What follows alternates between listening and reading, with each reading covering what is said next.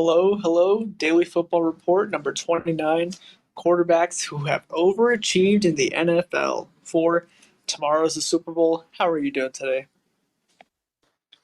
Man, it's finally here, isn't it? We are 24 hours away from the Super Bowl, and I am hyped up, bro. Well, even less than. But man, I'm really hyped up for today's episodes because we like this a lot. I think it's easy to get lost about the quarterbacks, right? The teams, and we always forget where the quarterback came from, right? They say never judge a man where he's at because you never know where he started. All right. So maybe NFL fans, we can get better about never judge a quarterback where he's at because we got to remember where he started. That is an incredible, incredible take. It is so true. You can't go, you got to look at where they're able to come from, right? You look at where they started, but you look at where they're at today, and that is the important thing.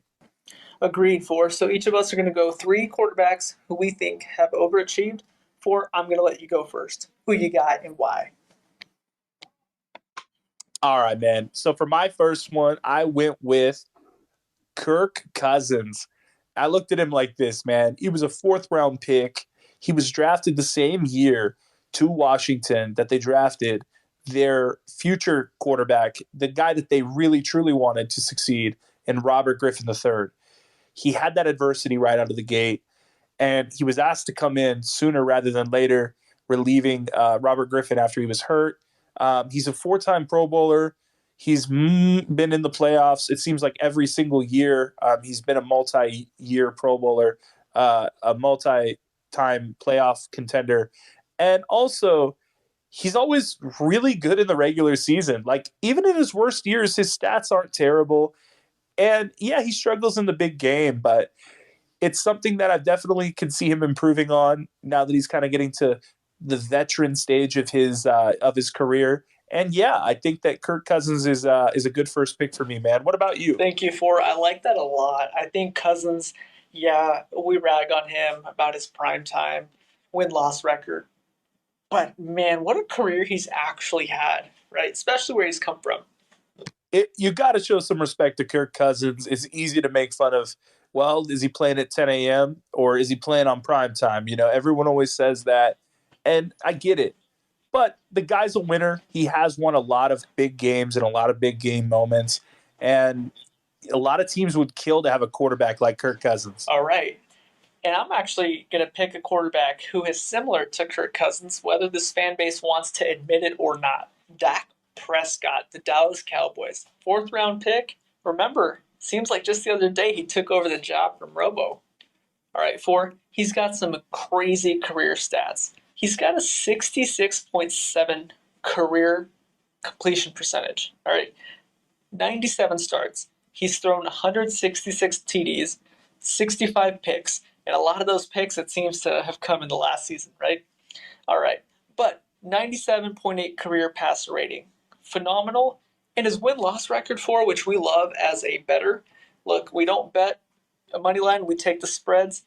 But look, 61 wins out of 97 games played, 36 losses. That's 63% win percentage, and we'll take that. That is a fantastic pick. I will say another thing that I really want to touch on while we're talking about these quarterbacks, Gagan, is just like we just talked about Kirk Cousins' adversity coming in. Now we look at Dak Prescott, and he had to come into a situation with a very, very good quarterback in Tony Romo, who was the leader of that team, who was the franchise of that team. The torch was going to be passed, but I think it was passed a lot sooner than expected with Dak Prescott's arrival. So just some more adversity there, coming into a situation in a later round and then exceeding and thriving. And with that popular of a fan base, right? The Cowboys are always on prime time. They're always on the big stage. That's America's team, as they like to be known as. So yeah, I mean that's a lot of responsibility. It's probably the hardest media, Gagan, outside of New York. Would you agree? Completely agree. Fantastic. And that was a great take. I guess, you know what? I kind of want to spin this on you. We weren't going to talk about this, but Gagan, who would you take out of these two? If you were starting a franchise, you have all your pieces filled, and you need a quarterback, Are you taking Kirk Cousins or are you taking Dak Prescott? That's so difficult. I don't know if there's a right answer. I don't know if there's a wrong answer, right? Because I think a lot of it depends on the play calling. But I would say pure perfect play calling in today's day and age with today's rules. I'll go Prescott. I'll go Prescott.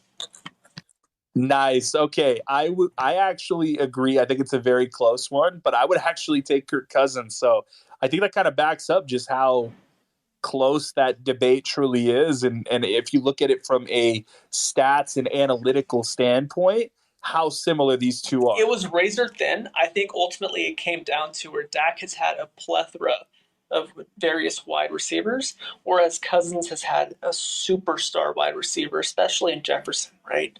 So I kind of felt like I had to go Dak there. Dak also passed. They're both similar. They both pass to the tight ends a lot of passes to the tailback. Yeah, this is fantastic. All right. We will go to our next pick here. This is going to be our second of three picks.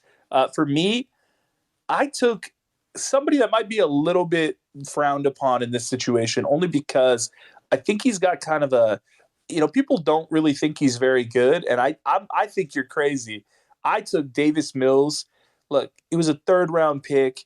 He had battled knee injury, and once again, I go back to that word adversity. You know, he had, I believe, two torn ACLs before he even got into the NFL. He comes in to a Texans franchise that's in an absolutely terrible state. He's asked to start, I believe it was the second game in the NFL. And it was one of those things, man, where he truly did thrive. I mean, the wins aren't there, but that's not on him. That defense is atrocious, and he doesn't have a ton of help. He was honestly able to do a lot with a little. You look at his stats, he set the franchise rookie record for passing yards for the Texans. And his career stats are 33 touchdowns, 25 picks. But with that supporting cast, I hold that pretty darn high. So Davis Mills gets my second pick. Well said. That's a great take. I mean, look, it's he's playing for the Texans, right? He's also gone through two coaches, a lot of changes, a lot of adversity there as well.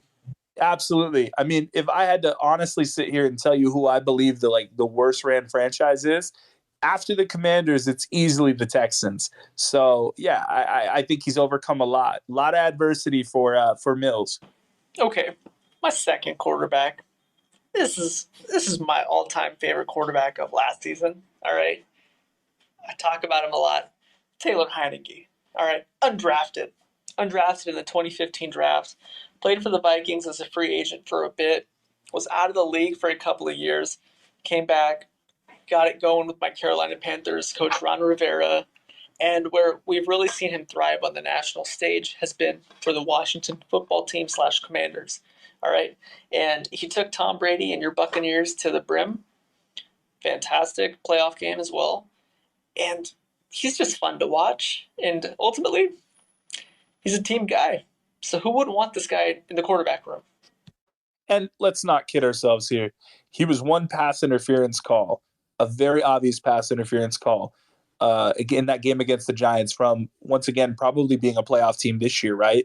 And so you look at it, he's been served a bad hand in having to go to these teams, bounce around the league, no stability. Finally gets in with we just discussed this with the Texans, where I said I believe they're the worst ran franchise. I will double down on that. They are. There's not a lot of positive there outside of probably Riverboat Ron and Taylor Heineke and his determination to lead that team, even though they are constantly slapping him in the face. So I love that, man. Undrafted. That's a great take. Thank you. And honestly, let's just also forget like he came into a tough situation this past season and won 5 games, lost two, tied one. He did what he could do. He did all that he could do, and it's usually enough to get the win based off him having a winning record even after this season. So good on him.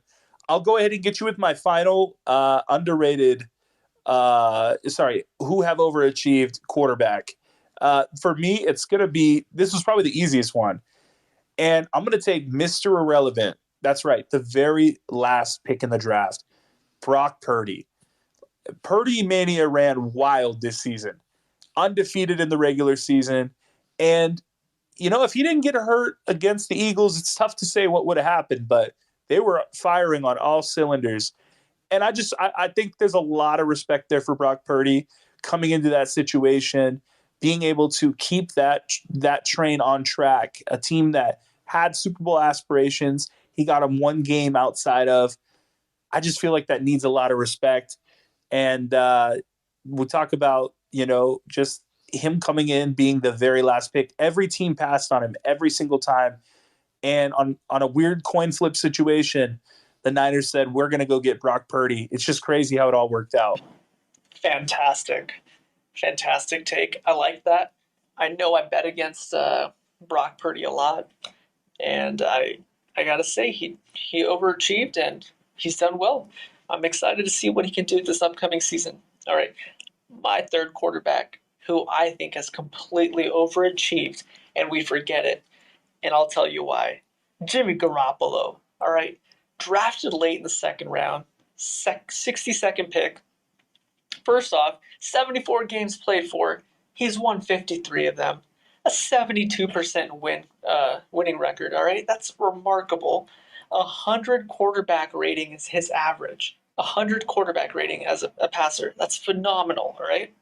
So I gotta say, there's something about Garoppolo, man. Like, yeah, we want to knock the guy down because we want to or because we can. But part of it's like, look, he got drafted to be the heir apparent to Tom Brady. And let's not forget, Belichick wanted Garoppolo. All right. And yeah, 53 wins, 74 starts. Like, he gets it done. All right. And I'm excited to see where he goes this upcoming season. Well, Gagan, I didn't want to touch on this in this episode, but you've just kind of got my brain sparked on this thought now that you just said it. That's a very forgotten thing. Belichick did want Garoppolo. And in fact, he wanted him so badly, he was willing to get rid of Brady years before Brady actually left. I'm going to spin something on you here. I know we did our quarterback carousel episode yesterday. It's doing fantastic in numbers. But I want to ask you something, Gagan. Could Jimmy Garoppolo potentially go back home to New England? I mean, Mac Jones doesn't seem to be the answer at the moment. He's struggling. Maybe they want to buy him some more time. What about going and getting someone that you already did believe in and has won Super Bowl? That's a very unique take. I like it a lot. I think Boston would open their arms to Jimmy Garoppolo. The only thing to take into effect is McDaniels is not there, and that might cause problems for Garoppolo. All right, like, let's not forget, Belichick put a defensive coach as his offensive coordinator this past season, and look what it did to Mac Jones. That's very true. That's very true. I think it'd be a good fit only because that offense doesn't demand too much of a quarterback. And I think that Jimmy Garoppolo would be able to jump back into that offense, regardless of the changes they made schematically, and still be able to lead them. I mean, he wins games. And right now, the Patriots are struggling to win games. That would be a very interesting spot for Jimmy Garoppolo to end up. Look, for when we were growing up, there was a famous song by DJ Khaled, All I Do Is Win. I didn't know he wrote the song for Jimmy Garoppolo, all right, because of his win-loss record. Wow. Look, I got to give you that one. That was pretty creative. And yeah, all he does is win. I mean, he's won everywhere he's gone. And, we're on the Jimmy Garoppolo watch here on the DFR. We're very invested in to see where he'll go. And, I want to throw one more thing at you. There's kind of this narrative, and I think that you'll probably agree with this, that Bill Belichick is not very good at drafting. Have you kind of heard that before? Agreed. I have heard that. Well, I'm going to spin something on you here. If that's true, like, we're looking at the free agent quarterback draft class right now, and we're kind of like watching, and we're looking at guys from, Brady to now that he's retired, he's kind of off, but now we go to Garoppolo, and then we go to guys like Jacoby Brissett. And I'm just throwing this out here. These are all guys that Bill Belichick had in his quarterback room and did see potential in. And quarterback's probably the toughest position to draft and then get wins out of. And I don't think he's given enough credit for that. I know we kind of have different takes on Bill Belichick's legacy a little bit, but come on. That's kind of something impressive. At one point, the quarterback room in New England was Brissett, Garoppolo and Brady. That's a great point. I mean, there's a lot to it, right? I mean, how much of that is these two quarterbacks learning from Tom, right? How much is it? How much is that? You're right. You're right. It very well could be, and if that's the case, hopefully the Bucks re-sign Blaine Gabbert and some of that Tom Brady magic wore off onto him. But yeah, it's interesting. Agreed. For well, that was it for this episode. Do you have anything else you want to address? No, man, I think that was it. Kind of a quick little episode for us. We know everybody's getting ready for the Super Bowl, and obviously we're going to be doing a major live stream tomorrow with everybody. So please be on the lookout for that. Hit us up on social media. We'd love to take all comments in the game. If you have anything that you see during the game, you want us to read it on the air, shoot it to us. We'd love to get your comments on the air when we're doing our reaction episode. Completely agreed. Forr -2 for the Eagles. I know you're sticking by your Chiefs, right? Just put it on air. Let us know. Hammer Chiefs money line. You heard it here. Take them. Patrick Mahomes plus value. I'm never turning that away. Let's go. Fair enough. Look. It's all about Chiefs Kingdom. I'm ready to expose the frauds that are Philadelphia. Oh, man. Get out of here. Look, they're the same team. Philadelphia will win. Eagles fans, I know they like us. They like us a lot. And, yeah, we're getting it. All right, Forr. Well, next time we talk, it's going to be Super Bowl post-reaction, man. I'm looking forward to it. All right, man. Well, as always, fantastic talking with you. Everyone, get ready. The big game's tomorrow. Get your food ready. Get your hot takes ready. And come join us on the air for the reaction episode immediately following the Super Bowl. Yes. Thank you. All right. And as always, we appreciate it. We're on YouTube and TikTok, Forr Scene Sports, number 4. We're on any podcasting platform out there. You'll find us, Daily Football Report. As always, thank you.